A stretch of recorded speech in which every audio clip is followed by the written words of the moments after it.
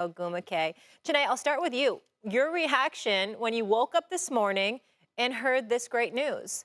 Exactly what Sherelle, Brittney Griner's wife, said. It's gratitude. It's truly gratitude.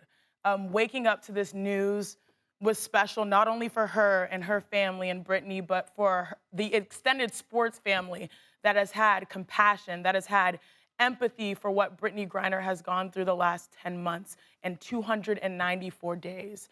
And to wake up to the visual of President Biden, Vice President Kamala Harris, and Sherelle, Brittney's wife, standing there saying that our fight was worth something, that Brittney, her representation, particularly as a Black woman, was worth something, worth fighting for.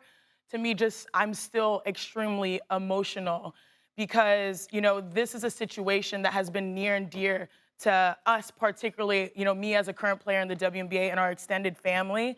And to be able to see that this has come to fruition truly has been remarkable. Go ahead, Bomani. No, it was positively shocking. I mean, we had reached a point where you had just waited for so long, and it didn't seem like there was anything that was going to push it in either direction. And you hear she's going to be in for 9 years, and then once she got shipped off to the penal colony, I think it took on an entirely different gravity. That people could deal with the idea of sitting in a jail cell. That sounded terrible. Being in a penal work colony, that was a whole different ball game. And I think for a lot of people, when that part happened, it landed in a way that was different than even it had before. So to see that it had actually happened, and it's not like it was we were sitting here watching touch and go. They handled this rather privately, so the world didn't know, and finally actually got it done. This was what we would call in this country a miscarriage of justice, but in other countries, it's standard operating procedure. And so for us, this was so shocking and so terrible to see happen, but to finally see this injustice taken care of was wonderful. Yeah, I echo those sentiments. I mean, there's nowhere to go with this, but to say relief, gratitude, what have you, you got to give props to the Biden administration for getting this done.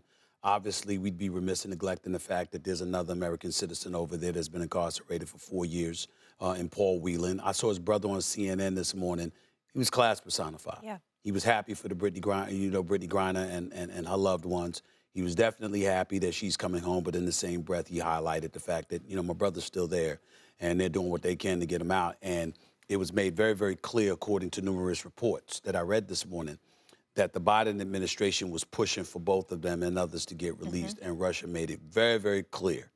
It's Brittney Griner for the arms dealer we've had incarcerated for 11 years and in custody for 14 years. That is the only deal on the table. That is the only deal that is going to be discussed, and it is that or nothing. So the fact that the Biden administration did this before the holidays, after she had been convicted and sentenced to 9 years, and she wasn't incarcerated for 4 years, for 11 years, or anything like that, there should be incredible, incredible relief. Yeah, and I also think, speaking of class personified, Sherelle Griner using her platform to say, hey, while our family is breathing a sigh of relief, we understand that myself and our family will continue to advocate to help try to bring others, including Paul Whelan, home that are wrongfully detained. And I think that is emblematic of what, I know personally within the WNBA family. We not only play the game at a high level, but we try to use our platform to advocate for others because we are a league that is predominantly full of Black women, almost 80%. We also tend to have our college degrees, and so we've seen the power of our platform, whether a lot of people took a note of it in 2020 when it came to the elections, and now we're seeing it happen once again in 2022. The power of the collective, of a league, and also our Players Association, and Brittney Griner's team and her family, everyone that cared stood up, said her name, and said this is important. It shows that her representation, simply by existing, particularly as a Black queer woman, it matters. It's worth fighting for. And I think that is the come home moment where Sherelle used her platform to not only say, I am happy, but also we will continue the advocacy. That is something that I always tell people, the WNBA is not new to this. We are true to this. And it just was seen, by the entire world. Absolutely. Well, and I'm sure it'll be their life's work moving forward. Go ahead, Bob. Bomani.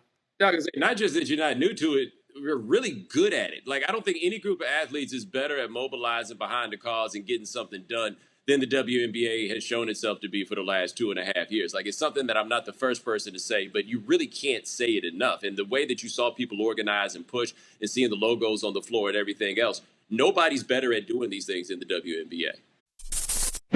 Thanks for watching ESPN on YouTube. For live streaming sports and premium content, subscribe to ESPN Plus.